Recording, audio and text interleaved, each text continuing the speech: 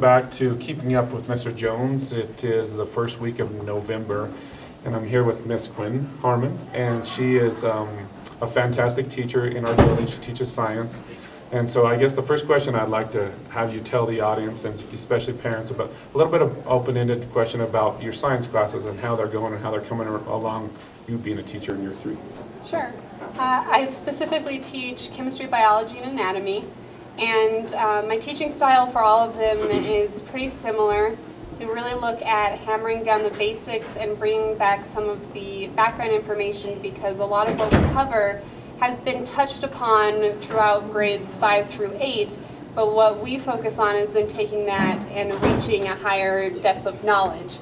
So before, instead of just identifying an organelle, then we're talking about, how does a nucleus interact with the ribosome, and how does the ribosome interact with the endoplasmic reticulum?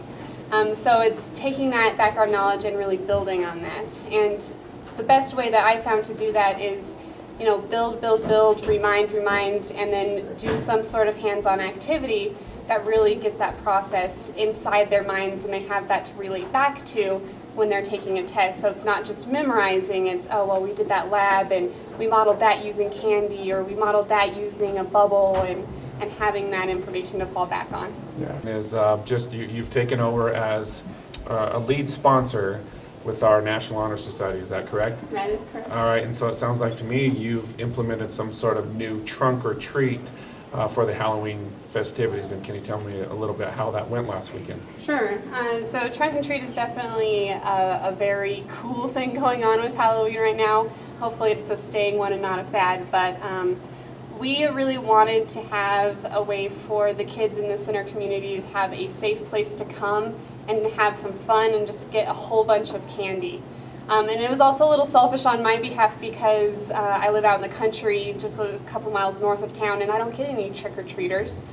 So it was nice to be able to come in and see all the kids in their costumes and interact and just provide and give a little bit back to the community, and plus kids on Halloween are the funnest.